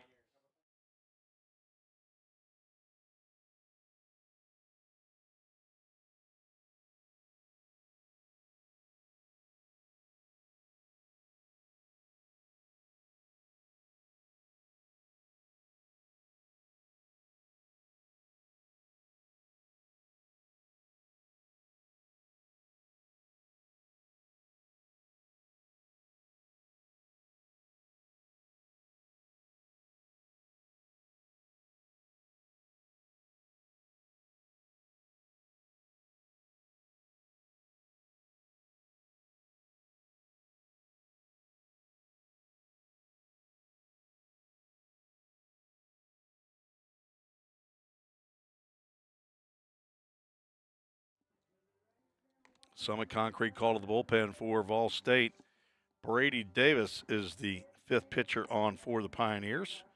Game 2, 5'11", 165-pound. True freshman from Clarksville High School, Clarksville, Tennessee, a business major. Son of Rodney and Ryan Davis, brother to Faith, and the grandson of Grandpa and Grammy, both in Clarksville, Tennessee. Brady is on for his team-leading 10th appearance of the fall. 9 in the third innings, giving up 4 hits, 4 runs, only 2 earned, walked 6, struck out 10, has plunked 1 batter on 1.93 ERA. He will come into this ball game with a runner at first, 2 outs, but 3 are in as we are tied here in the top of the 6th. Kason Springer, the first baseman, stepping to the plate. He's 0 for 2. Drew Moorhead goes 2/3 of an inning, gives up 4 hits.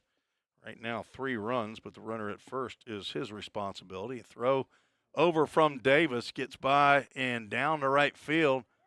Barrett Brown is down to second base, and he will drop the anchor right there. E1 on the throw by Davis. There's the first error of the ball game for the Pioneers on my score sheet.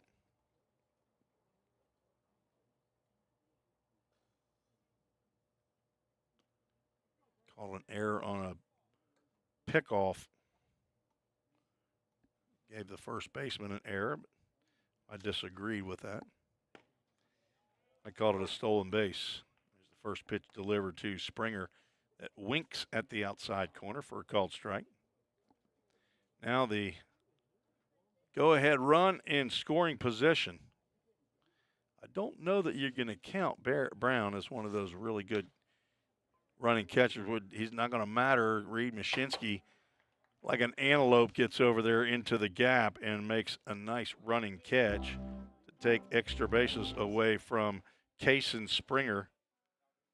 But the Royals score 3 on 4 hits. There was 1 error, it ended up not costing, and 1 runner that was left on base. We're headed to the bottom of the 6th. We're all tied up 3-3 on the Vol State Sports Network.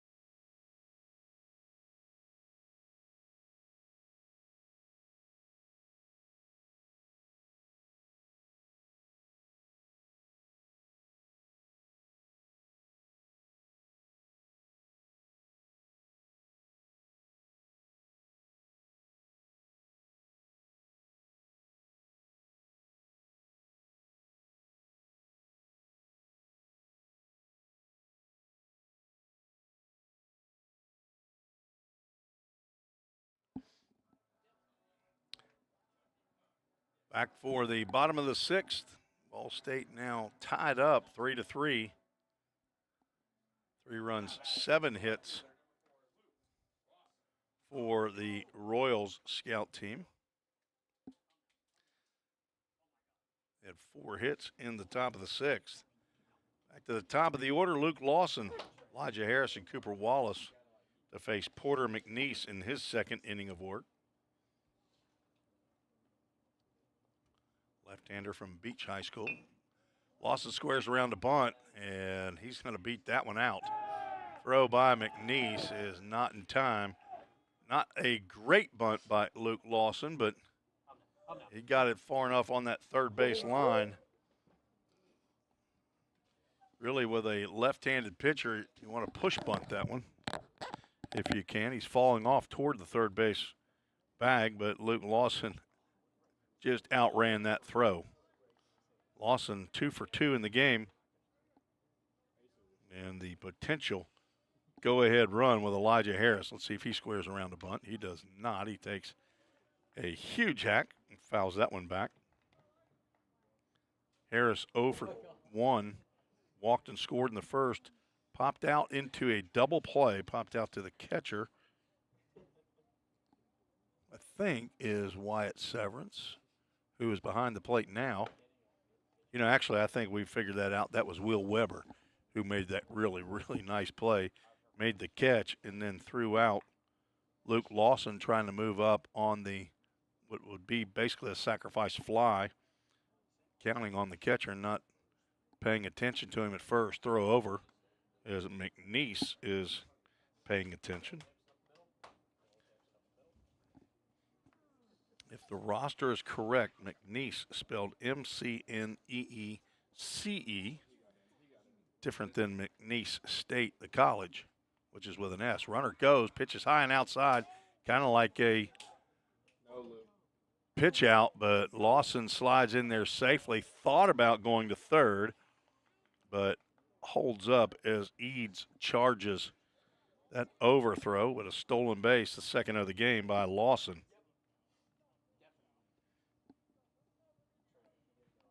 Now, Luke is in scoring position. Harris looking for an RBI here in a base hit. A tapper foul that goes backwards. Ty Copley at third, Ryan Riojas at short. Mac Morris is the second baseman. Kason Springer is still at first. I believe Wyatt Severance behind the plate. Should be, not sure if that's still Caleb King out there in left field. It may be. It is not. There, he shot down the first base line. Oh, and he called foul ball. Home plate umpire said foul ball. Lucas Wilburn, the first base coach, leaning back. I don't think he agrees with that. He's pointing toward first base. I'm going to tell you, that's just a tough call for an umpire. He's got to come out from behind the catcher, try to get in position, and there's no chance that he can get the best look, because his best look, it would be to be standing right behind the batter as he stands right now. So he's got to quickly come out, get 2 steps over to his left to get the right angle. So it is pretty much a best guess, and he called foul. Count is 2 balls, 2 strikes, nobody out. There's a ground ball to short. Should get the runner to third. Riojas throws down in the dirt, but dug out of there by Springer.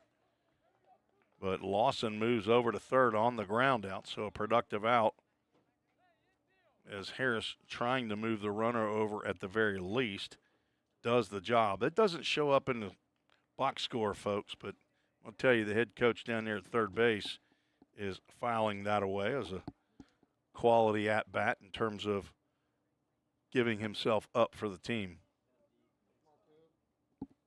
Cooper Wallace, who singled to right, drives one in the left field, and that's going to get down for a base hit. RBI for Coop. Redshirt freshman from Clarksville, Tennessee.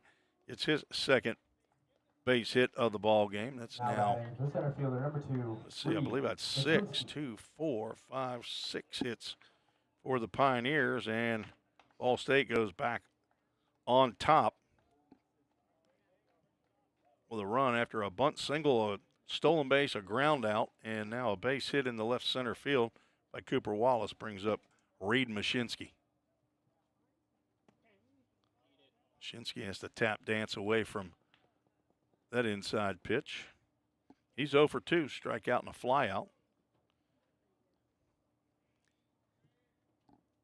Mashinsky not somebody you'd bet a yard card on as he chops one to short. He runs well. Riojas throws over to first, and Springer able to keep his foot on the base. Again, these middle infielders, Riojas and Morris, Number 9, played exceptionally well today. Wallace moves down to second base. Now with 2 outs, and A.J. Armstrong steps to the plate. He's 0 for 1. Flew out to center field and walked and scored. Who's betting on A.J. Armstrong right now? I will. Tim Reese is. Alec Tromke says he is. Let's say A.J. Armstrong. It's been a little while since he's gotten a base knock here in a game against outside competition. I think it's A.J. time. A couple years ago, it used to be Charla time with Big J Charla. I'm going to go with A.J. Armstrong time. Need to have Big J Charla as the alumni spotlight here real soon. The son of Jake and DeLynn. There's a shot down that left field line, and it is foul. Just foul. Couple extra base hits have nearly fallen in for Vol State. Elijah Harris with a shot down the first base line. And A.J. Armstrong's bid for an extra base hit just landed in foul territory. Still believing in you, A.J. 2 balls and a strike, 2 outs. Insurance run on its second base. Cooper Wallace fouled out of play. Looking for a foul ball sponsor. I'm going to have to talk to a buddy of mine at AAA Autoglass, hoping that we can get Dylan Doris and the Doris family, owners of AAA Autoglass. They are the foul ball sponsor and the Full Count Rhythm summer collegiate team that plays in Hendersonville at Drake Street Park, for whom I also broadcast. 2-2 pitch. This is low and inside. Okay, now if I'm betting money, I'd be betting he's going to walk since he does lead the team in walks. But if it's in there, A.J. Armstrong, I believe, is going to get us a hit. A.J. with 13 walks leads the team. Ground ball to third. Copley gloves, throws in the dirt, and it gets by Springer. Not a base hit, but it does get in the run as Armstrong puts the ball in play. And the E5 allows Wallace to score. No RBI to Armstrong, and he moves down to second base on the errant throw. Ty Copley. Ball State now leads 5-3. Leading 3-0 after the bottom of the first. That lead held up till the top of the sixth when the Royals scored 3 in the top of the sixth. Ball State's now scored 2, and Tucker Lorenz looks at that breaking pitch from the left-hander Porter McNeese, and he started to buckle on that one. Back out of the way. 2 hits in the inning, 6 for the game.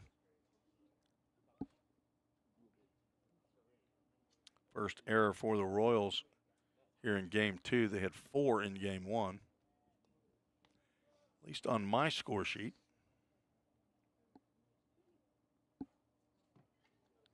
Lorenz with the big 3-run double in the first, lined out to the center fielder, put the bat on the ball twice, and he's going to get hit by a pitch. And he will head down to first base. See if he can Now batting the catcher, number 33. get recovered here. Hernandez. Lucas Wilburn in his first year as volunteer assistant coach with the Pioneers down there at first base. He's not all-world trainer Justin McKinney, but he'll do in a pinch. Lucas Wilburn from Gordo, Alabama, 2019 Gordo High School graduate. Played his baseball, started his coaching career at Lane College in Jackson as a 2024 grad. Also was a high school assistant coach. J.C. Menendez looks at first pitch from Porter McNeese in there for a called strike. Runners at first and second. 2 runs are in on 2 hits. One a bunt single by Luke Lawson and an RBI single by Cooper Wallace. An error allowed the second run to score. Menendez fouls that one off to the right side.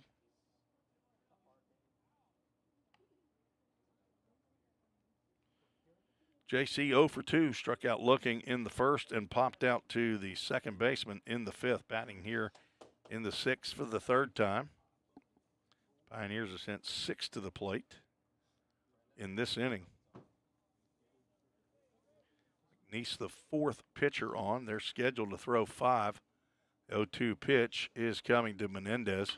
He lines one out to center field. That will get into the glove of Ty Eads on a diving catch. He Supermaned that one, and he robbed J.C. Menendez of a hit there. Nice play by Ty Eads. Ball State scores 2 on 2. There was 1 error and 2 runners left on base. We are headed to the top of the 7th. Ball State with the 5-3 lead. You're listening to the Ball State Sports Network.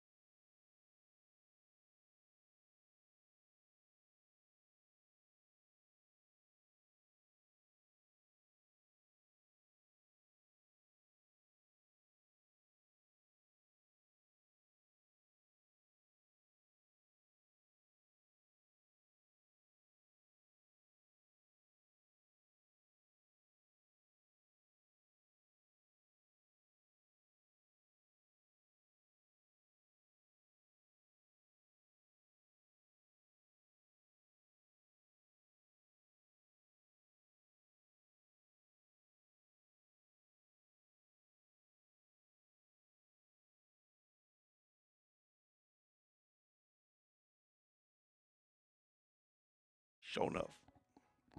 Hey, that probably got on there. I didn't say yes yet, and you went ahead and went on.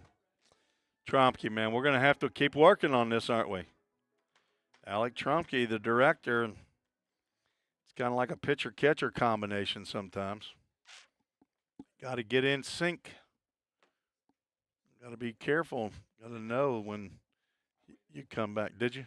They didn't hear me say faux show? Okay. Nobody wants to hear that. KJ Anderson to face Brady Davis, as KJ will take a called strike on the outside corner. He is 2 for 2 in this ball game. Singled to right and doubled on a bloop fly ball to left field down the line that Luke Lawson tried to make the catch on. As 0-2 is Singer, and he is good morning, good afternoon, good night to KJ Anderson. Gets a swinging strikeout to start the 7th. Brady Davis would be in line for a win in a regular season game.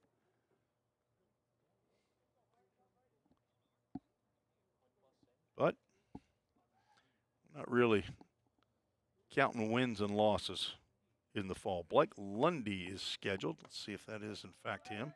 Breaking pitch gets in there for a called strike. I think that's number 33. Flown out to Reed Mashinsky in center field twice. And he's going to take one off of the armpit or maybe the jersey. It didn't catch him flush. I think he might have been saying to the home plate umpire, I want to bat.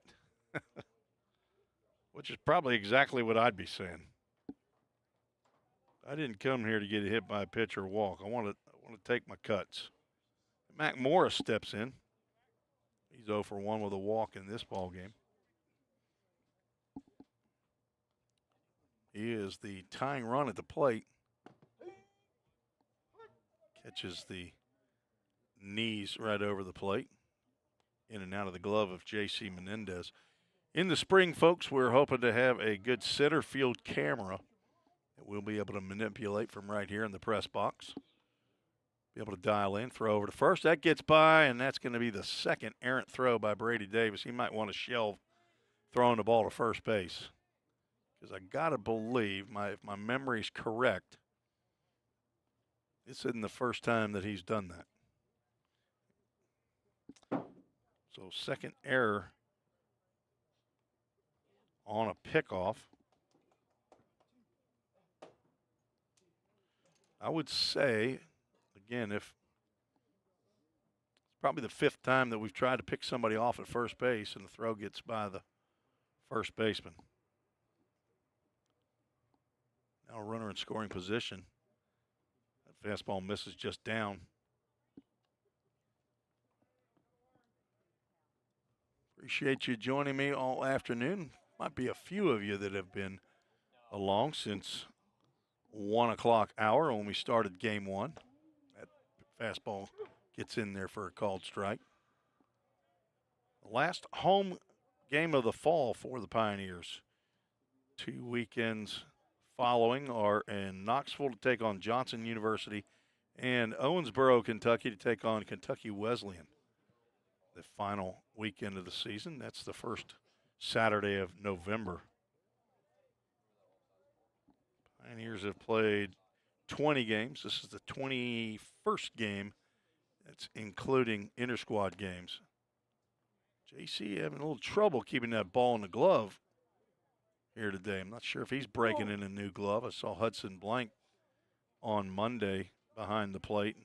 Looked like he had trouble. I ended up talking to him after the game. He said it was a brand new glove he's trying to break in. Full count Ministries, full count. Misses inside, and Mac Morris picks up his second walk. So a hit batter and a walk have put runners at first and second. They are the tying runs. Ryan Riojas stands in. A couple flyouts, 0 for 2 here in game number 2.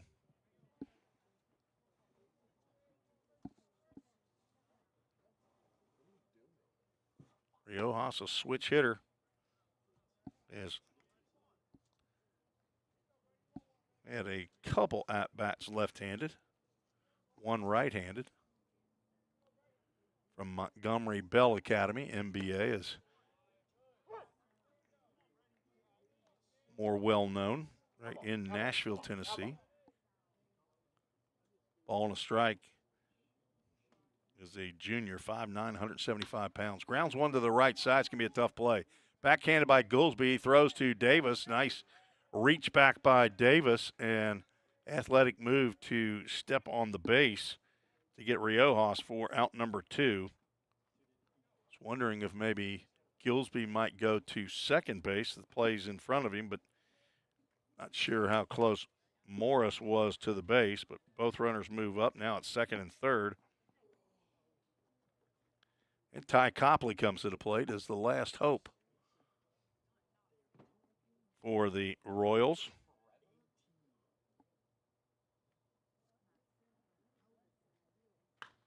Popped up on the left side. And A.J. Armstrong's going to make the catch for out number 3. And that will retire the side. Think that we'll play the bottom of the 7th as we have a right-hander that's heading out to the mound. So Ball State will win this game. It's just a question of 5-3 is going to be the final as they will come to bat in the bottom of the 7th. But in the inning, Davis ends up stranding 2. Does strike out one batter as he completes his inning and a third of work. We'll be right back on the Ball State Sports Network.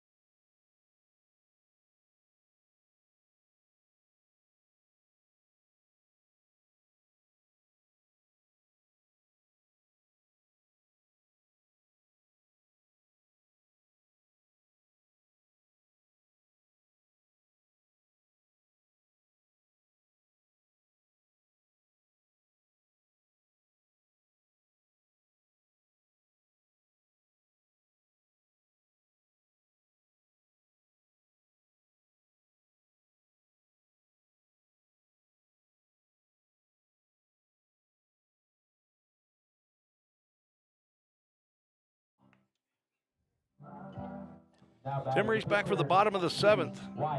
We'll have some pinch hitters here for the Pioneers as Wyatt Parrish will get an at-bat here in the bottom of the 7th.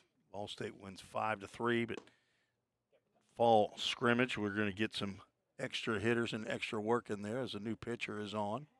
See if we can figure out who this is. I think it may be Bennett or Benedict, and the guy didn't know his first name, so don't believe he's on the roster. So if you're out there and you know who this pitcher is, you can let me know as Wyatt Parrish swings and misses.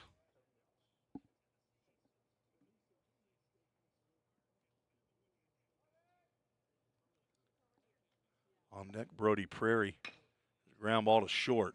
Riojas gloves and sidearm delivery over to first base. Retires Wyatt Parrish, Now batting a pinch hitter, number freshman 10, Brody. catcher. Prairie.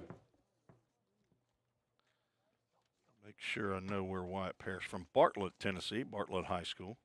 Son of Travis and Christy Parrish, brother to Marley and Weston. 5'11", 190-pound freshman. Hello to Grandpa, Pawpaw, and Mama. Brody Prairie gets an at-bat. Looks at a called strike. Brody singled in a pinch hit opportunity in this similar situation in game 1. Drove a single to right field. He's going to pop one out to shallow center field. Ty Eads will come on and make the catch. Now batting a pinch hitter, number 42. 2 outs. Kobe Ross going to get another at-bat.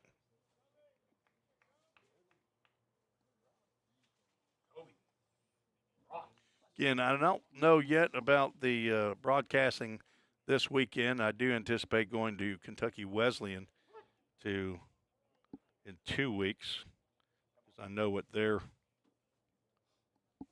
press box looks like, and I have broadcasted from there before. We have not been to Johnson University in Knoxville, so if they don't have a spot, then I will not go up there to broadcast. Foul ball straight back. The count goes 1 ball and 2 strikes to Kobe Ross, a two-way player for Vol State. Right-handed pitcher and an outfielder.